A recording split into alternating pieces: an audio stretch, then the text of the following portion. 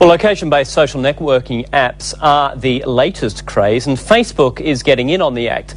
Here's how it works. Location services typically use a phone's global positioning system to determine your location.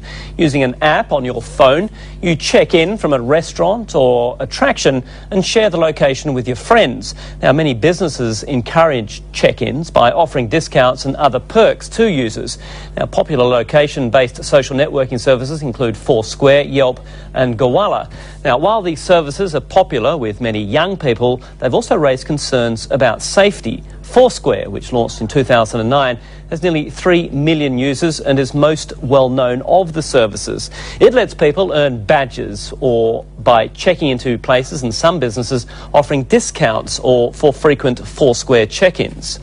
Now, last week, Facebook rolled out its own location feature called Places to its 500 million users. It's expected to help popularise location-based services. Well, like the other services, Facebook Places allows check-ins from restaurants, shops and other spots via a mobile phone. Now, the check-ins are posted to your Facebook profile, and you can also see who else has checked in. Well, Facebook Places does not yet offer badges, discounts or perks for check-ins. For now, Facebook is working with services such as Gowalla and Foursquare, but there are concerns that Facebook Places could overtake the competition. But both Facebook and Foursquare are largely shut out of the world's largest mobile internet market, and that, of course, is China. And to capitalise on the absence of these Western companies, a crop of Foursquare clones has sprung up in China. One of the best known is Jiepang, with 37,000 users. I should update that to about 50,000 users now. Its CEO David Liu joins us now from Hong Kong with more on that. 50,000, I got the correction in there. 50,000, that's right. A pretty strong uptake. Yeah, we've been launched for just about 3 months, but we've been growing in the past few weeks at about 1,000 per day, and it's growing. Now, are the users of your service going to run into any problems? Because I know, as we said, Foursquare's blocked in China. Right. Are you going to run into sort of security issues? Right. Well, I think that the key thing about running a social site in China is encouraging the right type of model of interactions. And so one of the things that we've done is made sure that all of our content is family safe. That's probably a nice way of saying that we really need to do a good job of curating our content. Right, okay. Yeah. I just wanted to ask a very basic question, because this is a relatively new concept, especially for people like me. Right. What is the bottom line attraction here? Is it competition between friends to see who's been to the most places, or is it to get the badges, or is it to get the discounts? Right. I think it's all those things, but I think at the heart of it, it's about sharing where we are.